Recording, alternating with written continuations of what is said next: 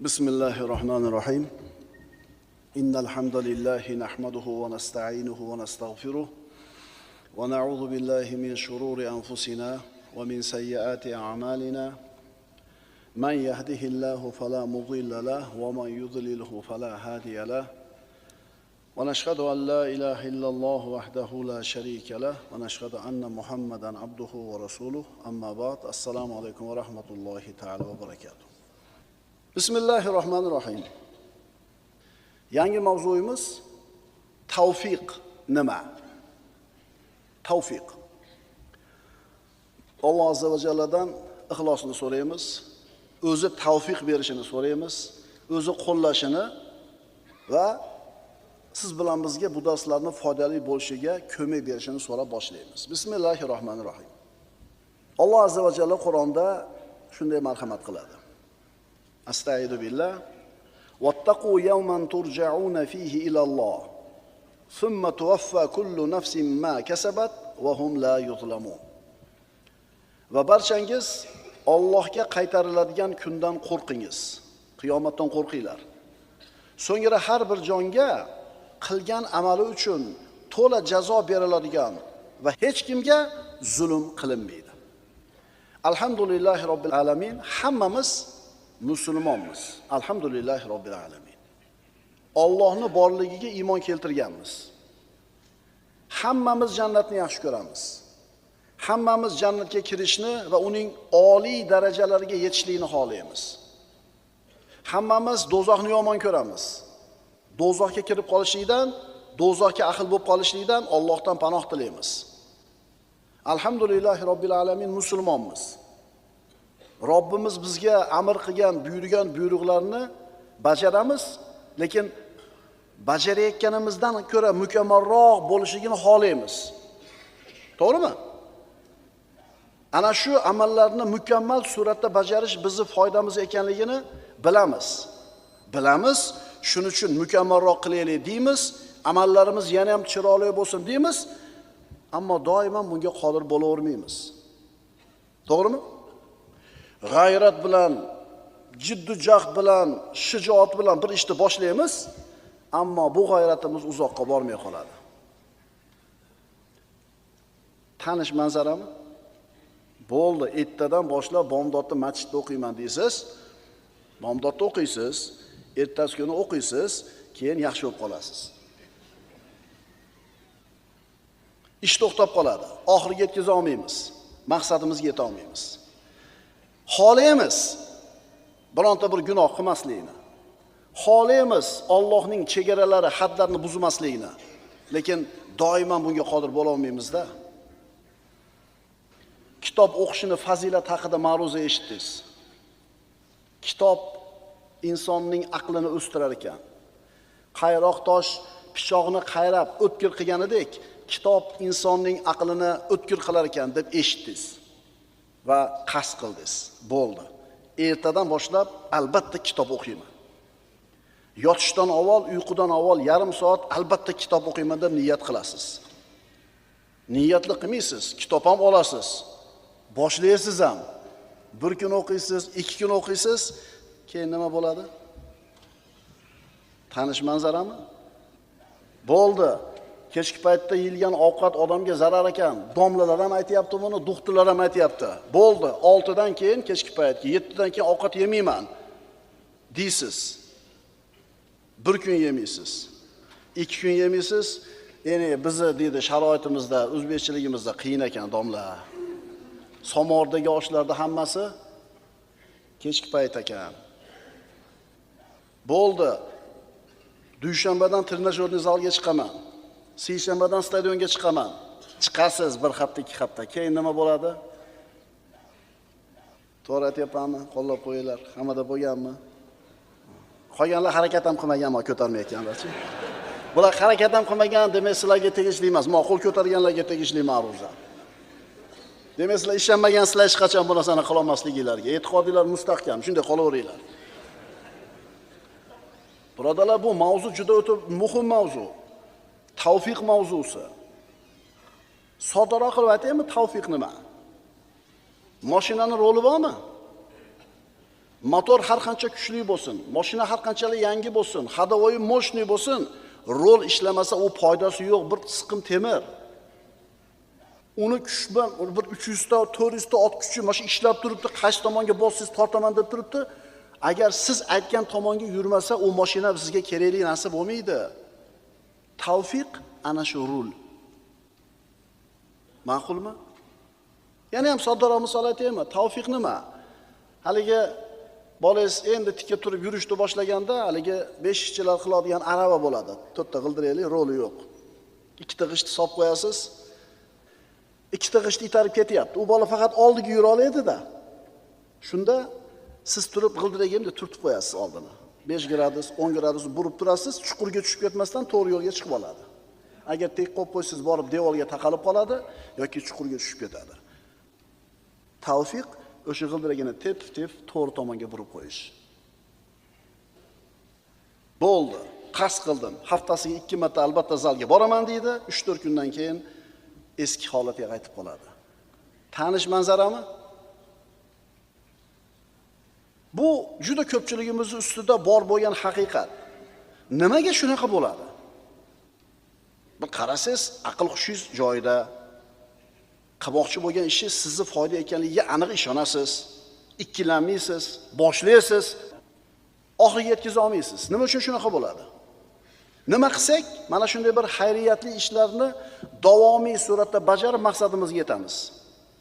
Qanday qilsak, gunohlardan osonlik bilan tiyilamiz. Bizga bu narsa uchun nima kerak? Mana shu narsaga yetish uchun bizga nima kerak? Bizga tavfiq kerak. Allohdan bo'lgan tavfiq. Agar Allohdan bo'lgan tavfiq bo'lmasa, biz ko'zimizni ochib yumishga ham qodir bo'lmaymiz. Og'zimizdagi tupurgimizni ham yuta olmaymiz agar Allohning tavfiqi bo'lmasa. Mana 5 mahal namoz o'qiymiz. Har namozimizda Fotiha surasini o'qiymiz. Ihdinas siratal mustaqim deymiz. Parvardigor bizlarni to'g'ri yo'lga boshlagin. Nima? To'g'ri yo'lda emasmizmi? Alhamdulillahi robbil alamin, to'g'ri yo'ldamiz, islomdamiz, iymondamiz. Lekin nimaga doim o'qiymiz buni?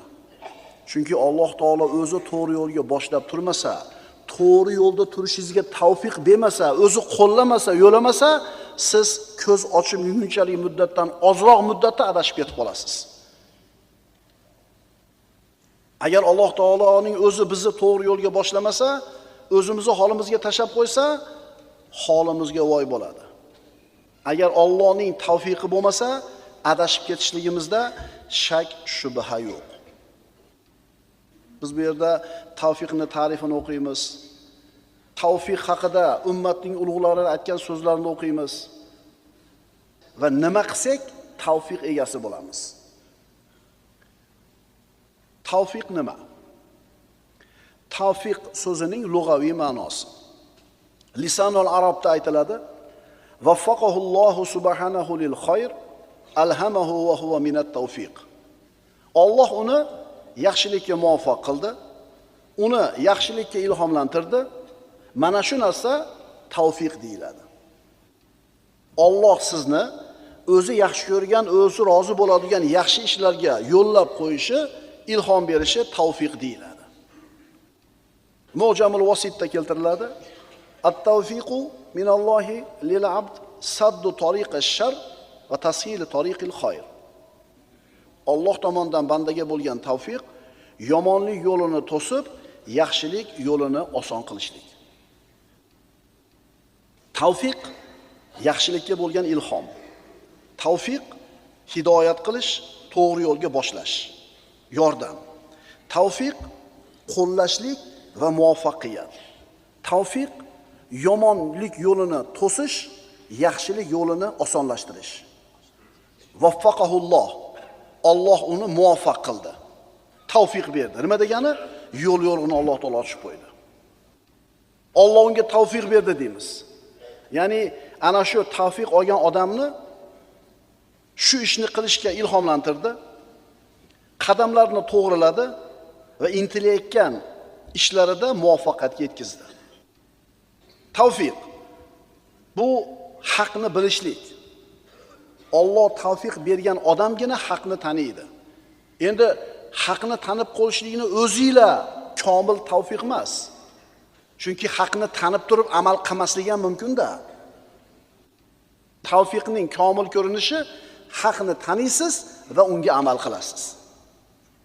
Demak, tavfiq so'zi umumiy suratda iymon, amal, taqvo, Allohning roziligi, baraka va hamma yaxshiliklarga bo'lgan ilhom.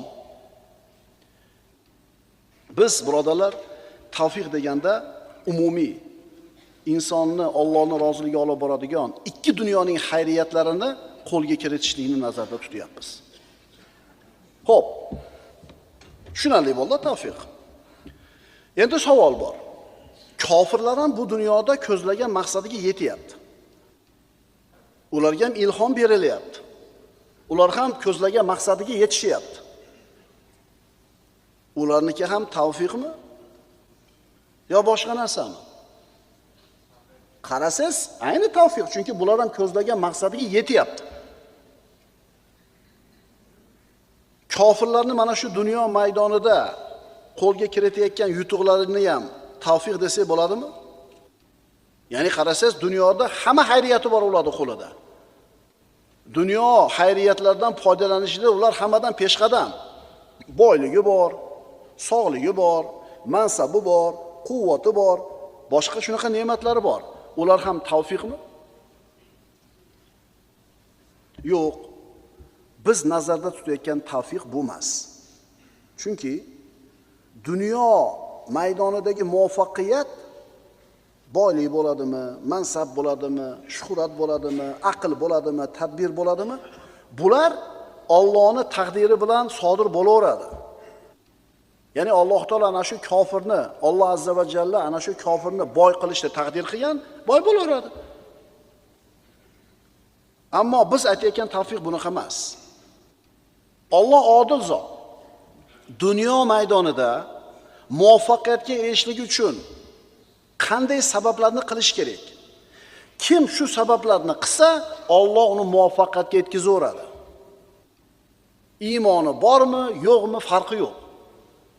Dunyo maydonida qo'lga kiritiladigan muvaffaqiyatni qanaqa sababini qilishingiz kerak? Shu sababni qilsangiz, beraveradi. Biz aytayotgan tavfiq Allohning roziligiga olib boradigan, ikki dunyoning saodatiga sabab bo'ladigan ishlarga yetishlik tavfiq bo'ladi. Demak, dunyo maydonida kofirlarning qo'liga kelayotgan xayriyatlar tavfiq deyilmaydi. Men namoz o'qimasam ham ishlarim zo'r ketyapti deydi-yu. Eshitamiz shunaqaga. Mana sen namoz deysan, taqvo deysan, namoz o'qimasam ham, taqvodor bo'lmasam ham beryapti menga desa aytamiz, bu taqdir bu. Chunki sen qilayotgan ishni men ham qilyapman, menga bermayapti.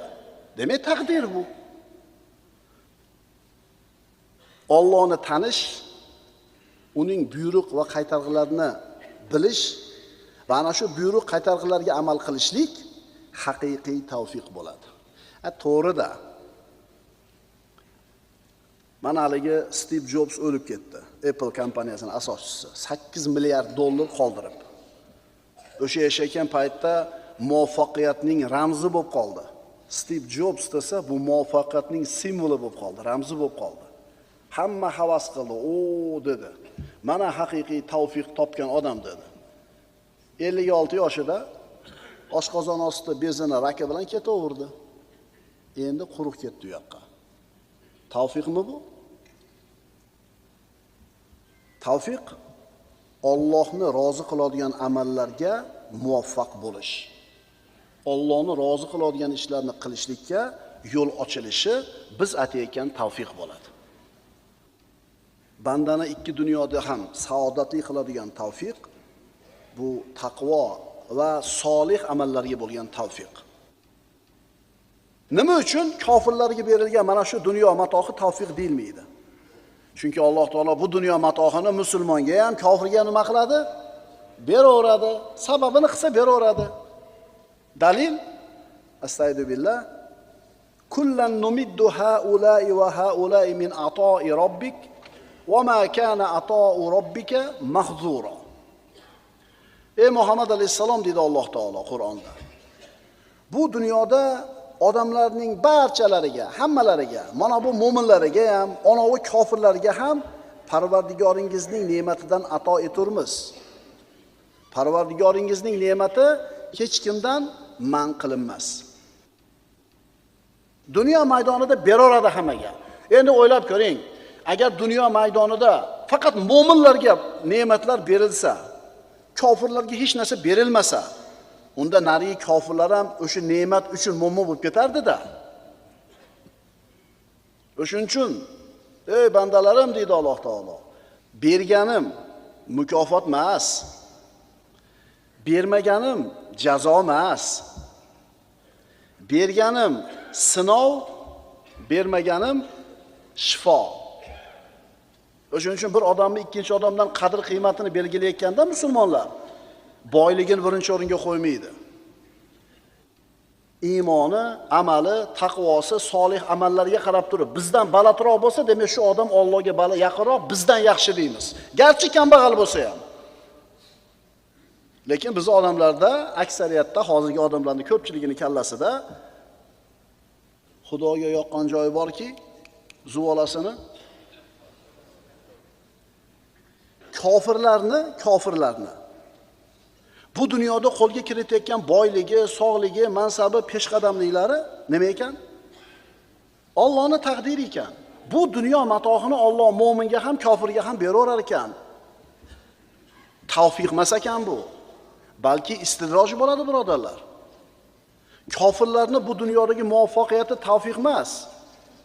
Taqdir, Allohning taqdiri yoki istidroj bo'lishi mumkin. Har qancha gunoh, ma'siyat, fisq, fujurga kirsa ham Alloh taolo kasal ham qilmaydi, kambag'al ham qilmaydi, qo'liga beraveradi, haddan oshib mana biz deganda Alloh taolo ko'tarib yerga chopadi. O'shuning uchun g'arbda, sharqda, dunyo maydonida, dunyoning mol mulkida siz bilan o'zidan o'tib ketganligi bizni nima qilmasin? Aldab qo'ymasin.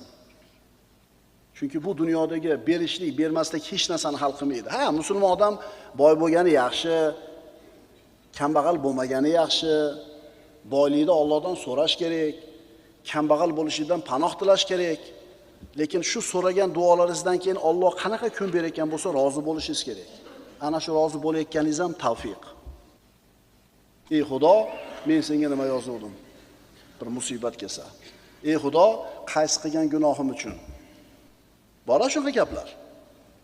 Demak, Alloh shu o'zi bergan kunga rozi bo'lmayotganligi, demak Alloh unga tavfiq bermaganligi, rozi bo'lishlikka yo'l ochmaganligini belgisi. Eskilarda so'kishi bo'ladi, deb betofiq deb qo'yadi. Eshitganmisizlar baramata shu? Deb betofiq deydi. Endi tushundinglarmi nimaligini? Betofiq degani Alloh uni o'zini holiga tashab qo'ygan odam. Allohning hisobidan chiqib ketgan odam, tugagan odam degani bu. Ve betofiq deydi. Birodarlar, agar Allohning tavfiqi bo'lmasa, tupurgingizni yuta olmaysiz. Borda shunaqa boy akalarimiz. Undan ko'ra puli ozroq bo'lgan odamlar qilayotgan sarf-xarajatni, xayr-ehsonni yarmini ham qila olmaydi. Nimaga? Nima yo'q? Endi tavfiqni qo'lga kiritishimiz uchun bizga nima kerak? Bizga solih amal kerak. Alhamdulillahi robbil alamin, musulmon bo'ldik. La ilaha illalloh Muhammad rasululloh deb musulmon bo'ldik. Endi ana shu tavfiq bizda doim bo'lishi uchun, o'sha tavfiq bizda ziyoda bo'lishi uchun nima kerak bizga? Solih amal kerak. Astagfirullah.